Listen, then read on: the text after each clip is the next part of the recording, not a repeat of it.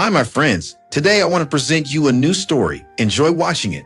The supermarket was unusually quiet that morning, the kind of silence that seems to make every word heavier. I placed a carton of milk and a loaf of bread on the counter, lost in thought, when the cashier, a young woman with tired eyes, leaned closer. "Mrs. Sanders," she whispered, almost trembling. "I don't mean to intrude, but I thought you should know. Your daughter-in-law's family, they spend money like water. Designer bags, expensive wine.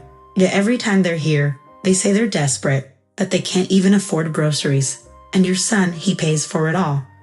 Her words hit me like a slap. I froze, my hand tightening on my purse. Could Olivia's family truly be deceiving us? I forced a polite smile, though my throat ached. "Are you certain?" I asked, trying to keep my voice steady. The cashier nodded quickly. "I shouldn't say more, but I've seen too much." I carried the bags out to the parking lot, but instead of driving home, I sat in my car, staring at the steering wheel as my chest tightened.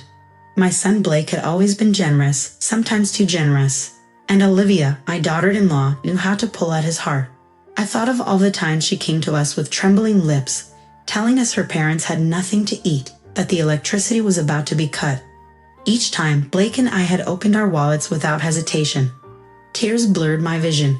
Had I been blind all along? Just then, a familiar figure caught my eye. Joseph, Olivia's father, stepped out of a sleek black Lexus that glistened under the morning sun.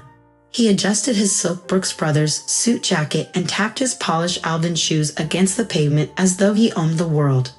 My breath caught. This was the man whose wife claimed she hadn't eaten in 2 days.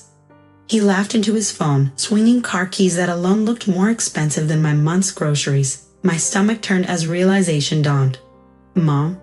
I could almost hear Blake's gentle voice in my head, trusting, unquestioning. My son, who believed every word Olivia told him. I clenched my fists. For Blake's sake, for the truth, I had to find out just how deep this deception went, even if it shattered our family.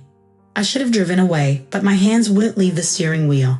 My eyes were fixed on Joseph as he strolled across the parking lot, sunlight glinting off his suit buttons. He looked like a man who hadn't worried about bills a single day in his life. The memory of Olivia's trembling voice echoed in my mind. "Mom, please, they have nothing. Dad can't even find steady work." Yet here he was, slipping a gold membership card into the pocket of that perfectly tailored Brooks Brothers jacket. I stepped out of my car, almost without thinking, following at a distance, my heart hammered in my chest. Maybe there's an explanation. Maybe I'm wrong. He stopped by a cafe terrace, greeting a group of men in crisp shirts. Their laughter carried across the street. One of them slapped Joseph on the back and joked, "Well, if it isn't Mr. Lexus himself." My throat tightened. I bit my lip so hard it stung. A woman nearby whispered to her friend, "That family spends more on champagne than most people make in a month." I felt my knees weaken. All I could picture was Blake, coming home late, shoulders sagging, after sending yet another transfer for groceries. I pressed my hand against a lamppost, steadying myself. Tears blurred my sight, but I forced myself to watch. I had to face the truth. Joseph glanced my way briefly, his sunglasses reflecting my pale, trembling face. A cruel smirk tugged at his lips before he turned back to his companions. That smirk cut me deeper than any word could. Then I heard him say to someone on the phone, "Let's meet tomorrow at noon as usual at Westfield Country Golf Club." I whispered into the wind, "Blake, what have they done to you?"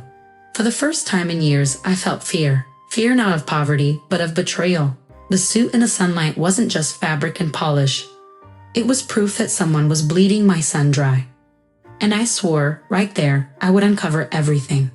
The following afternoon, curiosity pulled me back into the storm. I parked outside the manicured gates of the Westfield Country Golf Club, a place so exclusive I'd only ever seen its lawns from the road. And there, as if fate were mocking me, Joseph's Lexus rolled up smoothly, the valet bowing with a practiced smile.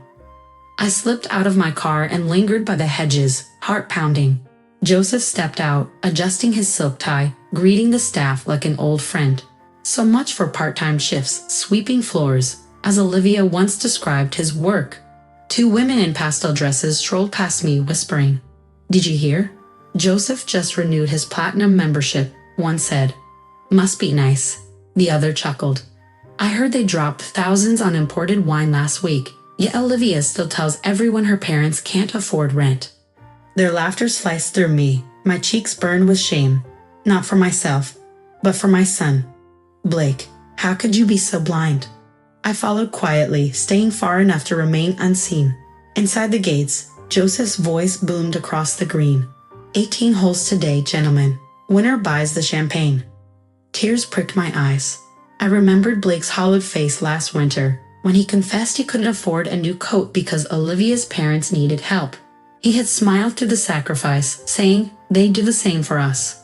I pressed my hand to my mouth to stifle a sob. The betrayal tasted bitter, like ashes in my throat. Are you all right, ma'am? A passing groundskeeper asked gently. I forced a nod. Yes, just lost in thought. But inside, I was breaking. My son's kindness had been twisted into chains, dragging him deeper into debt and despair. And Olivia's family, polished and laughing, held the keys.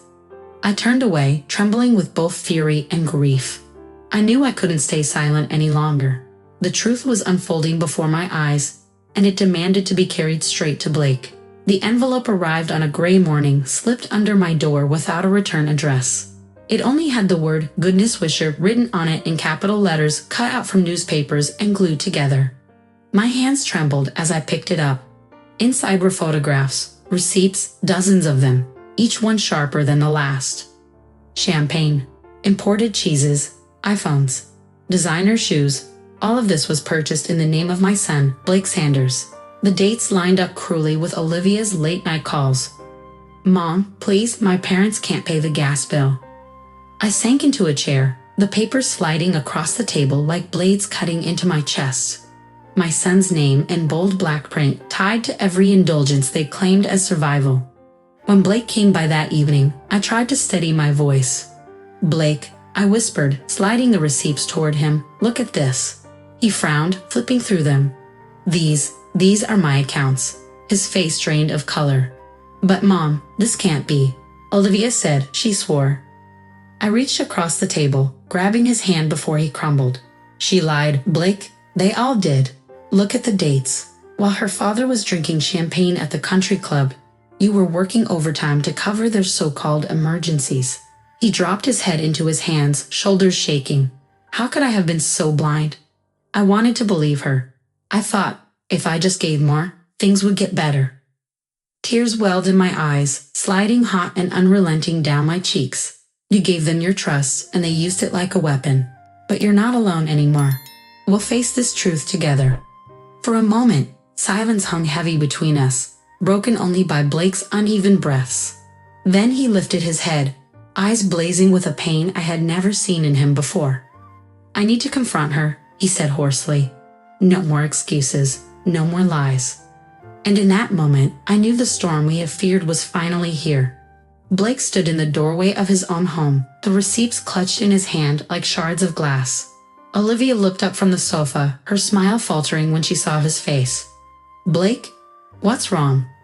He threw the papers onto the coffee table. Was it a deception? You told me your parents couldn't afford food, Olivia. Then why are they drinking champagne at the country club with my money? Why can they afford very expensive clothes, shoes, iPhones, and Lexus cars? Her lips parted, a flicker of panic flashing in her eyes. Blake, please, you always said yes. I didn't think. You didn't think. His voice cracked, raw with betrayal. You draining me because I trusted you. She reached for him, but he stepped back. The distance between them was no longer measured in inches, but in truths revealed. From the hallway, I watched silently, tears burning in my eyes. My son's illusions of love, of loyalty, were crumbling before me. Blake's voice dropped, quiet but firm. It ends tonight. I'm filing for divorce. I'm leaving you. I'm done. The silence that followed was heavier than any storm. And though my heart ached for him, I knew he had finally broken free. At last, the chains were shattered. Friends, what do you think of this story? Write your opinion in the comments. Would you like more stories? Don't forget to subscribe and hit the bell button so you don't miss any videos. See you tomorrow.